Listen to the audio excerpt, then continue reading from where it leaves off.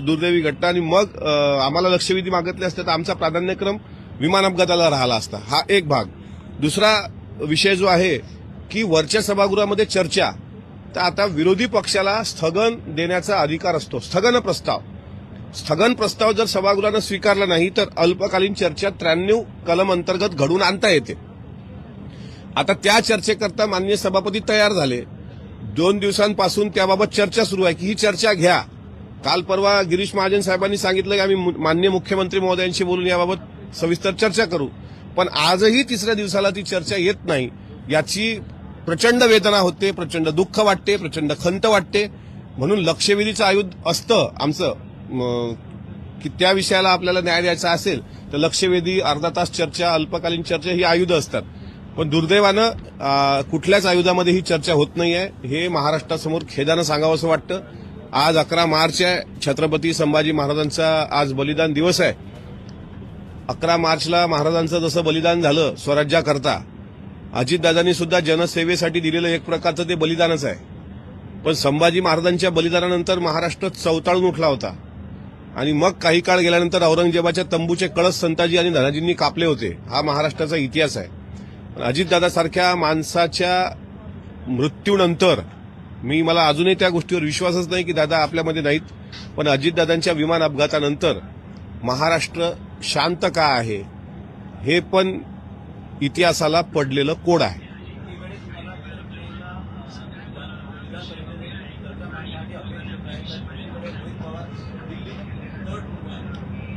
नाही, त्यांचा प्रयत्न आहे की दिल्लीमध्ये सुद्धा लोकसभेमध्ये चर्चा घडून आली पाहिजे म्हणून ते विविध पक्षाच्या खासदारांना भेटतायत.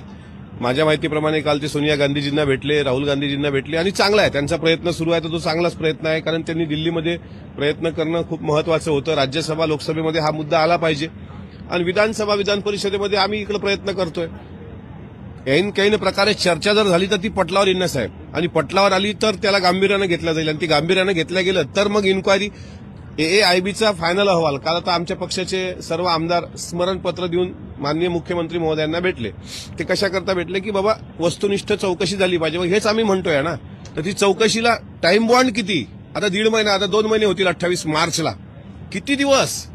पटकन आतापर्यंत एखाद्या गोष्टीचा निर्णय पटकन यायला पाहिजे. आणि काय माणूस, साधा माणूस जर गेला असता, एखादा बाबा आमच्यासारखा गरीब माणूस एखादा काही असं झालं असतं तर ठीक आहे, समजू शकलो असतं का 3 महिने लागते. पण अजितदादा गेलेत. याचं गांभीर्य मला असं वाटते सरकार म्हणून सरकारला असणं अपेक्षित आहे. महाराष्ट्राच्या पटलावरचे म्हणजे अजूनही हा प्रश्न आहे की गोजूबावीच्या माळरानावरचं गुपित किंवा घातपाताचं रहस्य हे काल पटलावर दडून जाता कामा नये. अजितदादासारख्या मोठ्या नेत्यावर अन्याय होता कामा नये. त्याकरता आमची फाईट, आमची लढाई ही चालूच राहणार. तो हिंदी में जानना चाहेंगे, आपने एक ट्वीट करके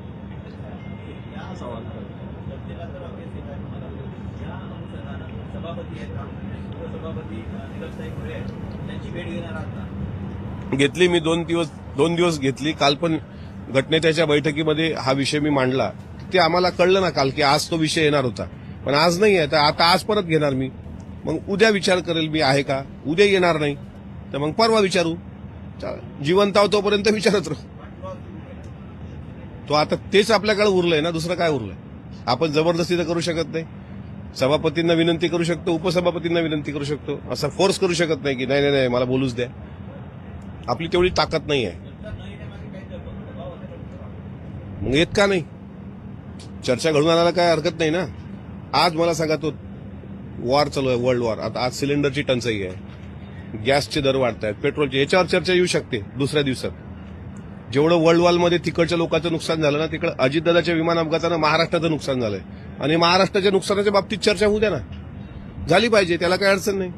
आणि याच्यात जर काही कोणी काय खरं खोटं एकदा जनतेसमोर येऊ द्या. अदृश्य करू शकत असेल, दृश्य शक्ती करू शकत असेल ते मी नाही सांगू शकत, पण चर्चा होणं महत्वाची आहे.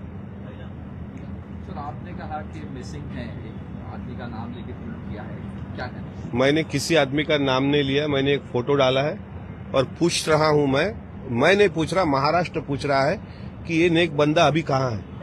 ये वही बंदा था जब विधानसभा के चुनाव के नतीजे आए थे तो अजितदादा को गुलदस्ता देकर उनके कंधे पे हाथ रखने की जरूरत की थी इन्होंने. और उस वक्त मैंने कहा था, you are not soldier, you are salary soldier. And that is different between two words, soldier and salary soldier. So अभी वो कहाँ है? यानी जब अजीत दादा के फ्लाइट क्रैश का एक हादसा हुआ, उसके बाद तीसरे दिन महाराष्ट्र के डिप्टी सीएम, पहले महिला डिप्टी सीएम करके सुनेत्रा वहिनी ने जो शपथ विधि समारोह में हिस्सा लिया था, उन्होंने शपथ ग्रहण की थी. वहां से आज तक ये महाशय कहीं दिखते नहीं, और उनका फोटो भी मुझे वही मिला गूगल पे कि पडद्यामागे आम्ही काहीतरी करतोय, ऐसा कुछ फोटो है. वो मुलाकात दे रहे हैं, लेकिन अभी वो कहाँ है? दे आर PR फ्रॉम और पार्टी. तो अभी उनको ढूंढना तो पड़ेगा. महाराष्ट्र से आपको बड़ा लगाव था, आप चंडीगढ़ से थे, आप महाराष्ट्र के बाहर से थे, तो अब महाराष्ट्र की जनता पूछ रही है कि दादा कहाँ है.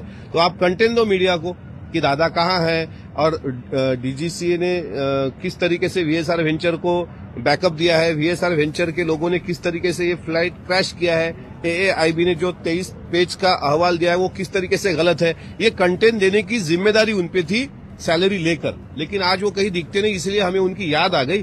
तो मेरे पास उनका पर्सनल कांटेक्ट नंबर नहीं और मेरा कांटेक्ट भी नहीं था, इसलिए मैंने सोशल मीडिया प्लेटफॉर्म द्वारा पूछा कि बहती हवा सा था वो, कहाँ गया, उसे ढूंढो. कल रोहित पवार जाके सोनिया गांधी से मिले, जाके अधिकार के मामले में चर्चा की.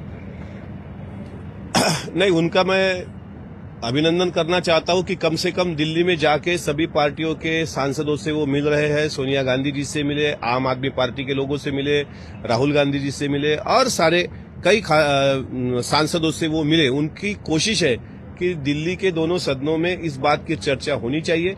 जिस तरीके से फ्लाइट क्रैश हुआ, जिस तरीके से अजीत दादा जैसे बड़े नेता का फ्लाइट क्रैश होता है, उस पर कोई चर्चा नहीं हो सकती, या FIR भी पुलिस लेती नहीं. तो इसके बारे में ऊपर के सदन में कोशिश है उनकी, सांसद और राज्यसभा, लोकसभा दोनों में चर्चा लगाने की. तो उनका मैं अभिनंदन करता हूं. लेकिन इधर महाराष्ट्र में विधानसभा और विधान परिषद दोनों जगह ये चर्चा आनी चाहिए, इसलिए भी हमारा